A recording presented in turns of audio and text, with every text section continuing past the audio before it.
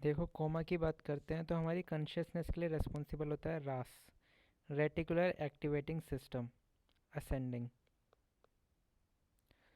ठीक है। अब हम बात करते हैं कि कोमा अगर एब्रप्ट ऑनसेट है तो उसके पीछे कॉजेज हो सकते हैं स्ट्रोक, सीजर, कार्डियक अरेस्ट या फिर सब एरेक्नोइड हेमरेज। लेकिन अगर ग्रेजुअल ऑनसेट का है तो उसके पीछे कॉजेज हो सकते हैं ब्रेन ट्यूमर, सबड्यूरल हेमेटोमा या फिर इन्फेक्शन। अब देखो रैपिड करेक्शन ऑफ हाइपोनेट्रीमिया तो हम जानते हैं low to high your brain will die. Die से याद रखो डीमाइलिनेशन, तो ओस्मोटिक डीमाइलिनेशन सिंड्रोम होगा।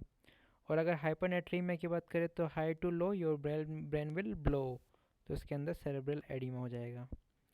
कोमेटोस जो पेशेंट होते हैं उसके अंदर चेन स्ट्रोक रेस्पिरेशन देखने को मिलता है। This is very important. Hyper apnoea, hypopnoea, apnoea, इस तरीके से ये चेन स्ट्रोक रेस्पिरेशन होता है। सब एरेक्नोइड हेमरेज की बात करें तो सब हाईलाइट हेमरेज देखने को मिलता है सब एरेक्नोइड हेमरेज के अंदर फंडोस्कोपी पर।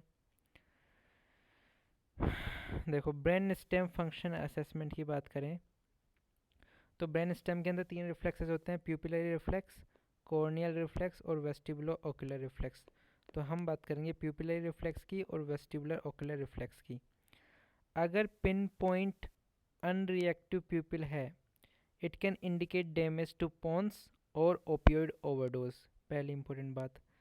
अब क्या है, डायलेटेड अनरिएक्टिव प्यूपल है but this is unilateral, so this can be due to expanding intracranial mass due to cerebral herniation plus compression of third cranial nerve. अगर bilateral dilated unreactive pupil है तो it can be due to of overdose of amphetamine, cocaine, tricyclic antidepressant. अगर mid sized pupil है तो mid brain injury, याद रखना mid sized से mid brain injury. Vestibulo ocular reflexes के अंदर 2 रिफ्लेक्सेस आते हैं, ओक्यूलोसिफेलिक जिसे डॉल्स आई मैन्यूवर भी कहते हैं, और एक होता है कैलोरिक टेस्ट। बात करते हैं ओक्यूलोसिफेलिक मैन्यूवर की। तो नॉर्मली क्या होता है, eyes move in opposite direction, लेकिन अगर ब्रेन स्टेम डिसफंक्शन है तो eye move in the same direction of cephalic, eye move in the same direction. Caloric test में क्या होता है, eyes deviated to irrigated ear, लेकिन इसके अंदर there is no response. Coma cocktail की बात करें तो इसके अंदर इंक्लूडेड होता है नेलोक्सोन फॉर ओपियोइड टॉक्सिसिटी, क्योंकि ओपियोइड कोमा कोज करा सकता है। इसके अंदर होता है डेक्सट्रोज, क्योंकि hypoglycaemia can also lead two comma.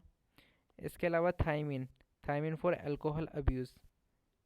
ये जो थाइमिन हो जाता है ये पहले दिया जाता है डेक्सट्रोज के पहले, thymine is given before dextrose. अब बात करते हैं परसिस्टेंट वेजिटेटिव स्टेट क्या होती है। तो इसके अंदर सारे सेरेब्रल फंक्शन जो होते हैं वो लॉस्ट हो जाते हैं। Individual is unaware and unresponsive, लेकिन इसके अंदर ब्रेन स्टेम और हाइपोथैलेमिक फंक्शन जो होते हैं वो इंटैक्ट होते हैं। Means patient can breathe on their own, they can regulate their body temperature and have sleep wake cycles. Brain death की बात करें, irreversible loss of all the cerebral and brain stem function. इसके लिए 3 essential criteria होते हैं, absence of brain stem reflexes, apnoea and presence of identifiable and irreversible cause. इसके अलावा neuroleptic malignant syndrome होता है, उसके अंदर भी क्या होता है, रिजिडिटी देखने को मिलती है, Altered mental status and rigidity. तो इसके लिए ट्रीटमेंट होता है डेंट्रोलिन।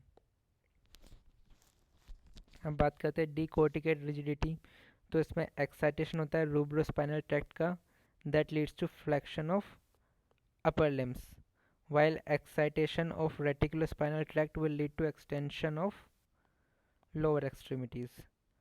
तो डिसेरेब्रेट रिजिडिटी के अंदर क्या होता है, there is reticulospinal excitation resulting in hyperactivity of extensor muscle. It can also be seen in following ankle herniation.